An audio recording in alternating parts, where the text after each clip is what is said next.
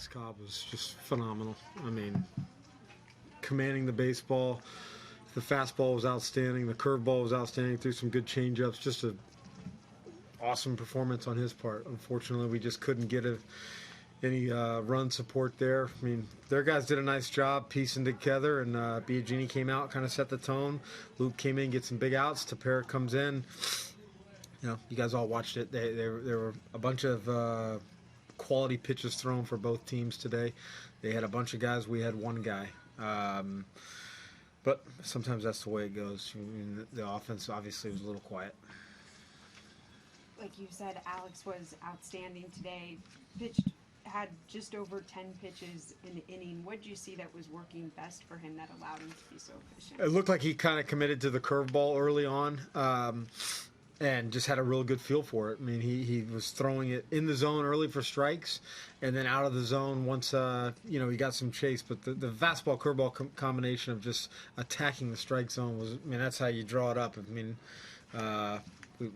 it's not an easy thing to do, but that's ideally what you want all your pitchers to do, is just continue to stay in the zone and attack. In what ways is this just a huge step forward for Alex? Well, I mean, it's a step forward. I mean, he the last two games he should be feeling really good about himself.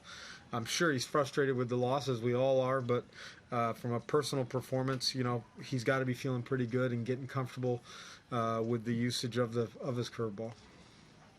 Eighth inning, the fastball to Barney.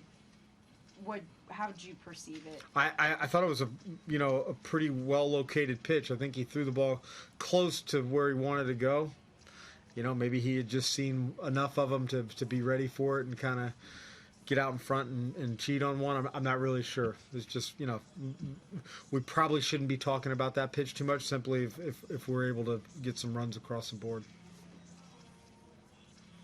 Going forward, I mean, obviously a little bit bittersweet that he won today, or didn't win today, but probably had his best performance since Tommy John.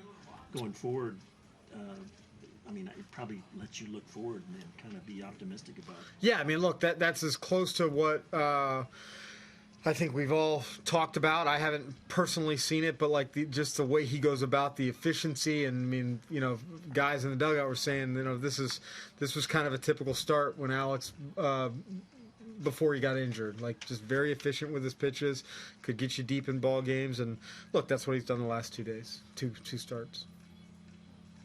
I think bullpen day, can it be kind of tough to hit when you're seeing? No doubt. I mean, there's something to it. We can pick it apart as much as you want. Those guys threw the ball well, but we know how difficult that is, and how challenging it is to just not get in a routine or rhythm of seeing a pitcher. I mean, you saw two polar opposites today with a guy that was buzzing through a lineup by himself, and then you saw a combination of 3-4 guys that buzz through another lineup. But there's definitely something there to that. Because you guys have had success doing it. Sure. And using it on your side.